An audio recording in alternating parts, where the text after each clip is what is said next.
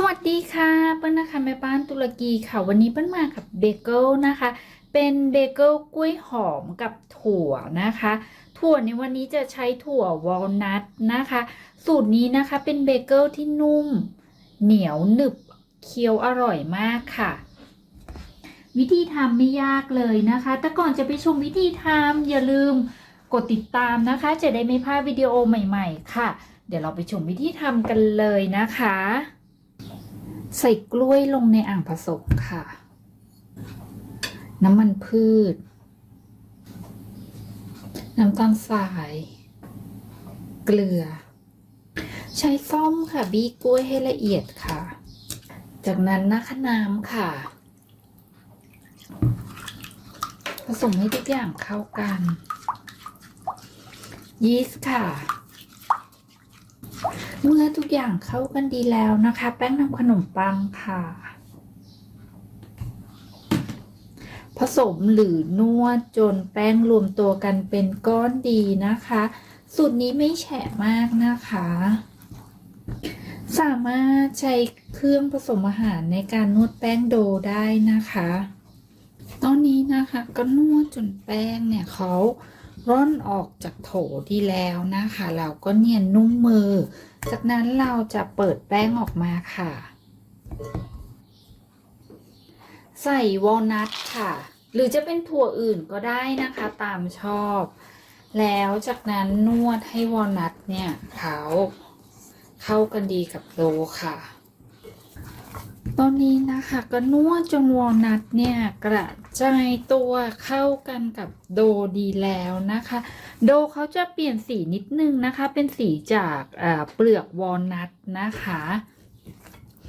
จากนั้นนะคะเราจะรวบแป้งให้เป็นก้อนนะคะแล้วพักแป้งค่ะระยะเวลาพักแป้งอยู่ที่ประมาณ1 ชั่วโมงทั้งนี้ขึ้นอยู่กับอุณหภูมิห้องของแต่ละบ้านด้วยนะคะอากาศร้อนอาจจะใช้เวลาไม่ถึง1 ชั่วโมงอากาศเย็นอาจจะใช้เวลามากกว่า1 ชั่วโมงดูให้แป้งขึ้นเป็นเท่าตัวใช้ได้ค่ะพักแป้งค่ะตอนนี้พักแป้งครบเวลาแล้วนะคะเราจะเอาออกมาแบ่งนะคะก้อนละ90 กรัมนะคะ6 ก้อน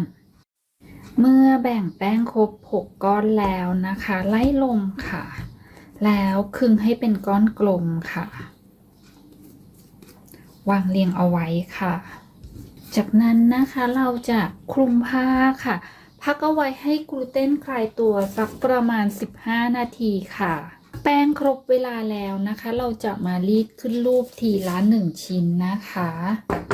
หยิบโดมาค่ะรีดให้ยาวออกไปประมาณ25 เซนนะคะจากนั้นนะคะม้วนค่ะม้วนแล้วเก็บตะเข็บให้เรียบร้อยด้านหนึ่งนะคะเราจะเปิดออกนะคะเอาไว้ม้วนเก็บตะเข็บรีดให้แบนนิดนึงค่ะแบบนี้นะคะจากนั้นเราจะ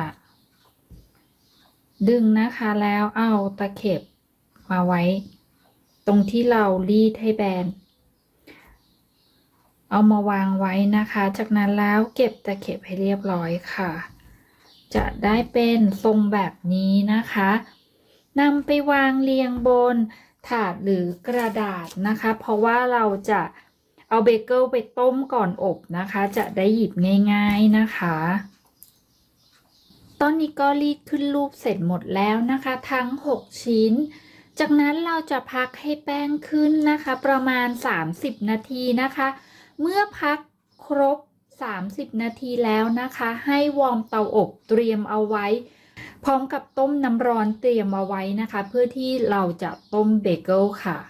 ตอนนี้ก็พักแป้งครบเวลาแล้วนะคะเปิ้ลจะตั้งน้ำร้อนนะคะพร้อมกับวอร์มเตาอบเอาไว้เลยนะคะเราจะตั้งน้ำร้อนนะคะเพื่อต้มเบเกิลนะคะใช้น้ำ1 ลิตรค่ะ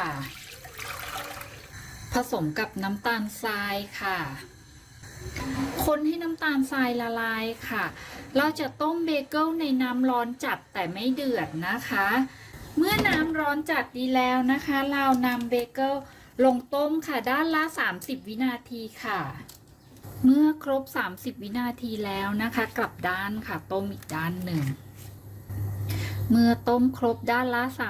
30 วินาทีทั้ง2ด้านแล้วนะคะนำเบเกิลวางบนถาดอบค่ะตักเบเกิลแล้วดึงกระดาษรองอบออกแบบนี้ได้เลยนะคะจากนั้นนะคะเรานำเบเกิลที่ต้มแล้วนะคะเข้าเตาอบได้เลยค่ะ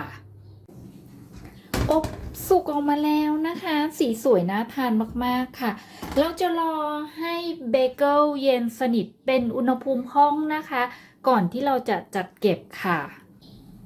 วิธีทำไม่ยากเลยใช่ไหมคะยังไงก็อย่าลืมกดติดตามนะคะจะได้ไม่พลาดวิดีโอใหม่ๆค่ะ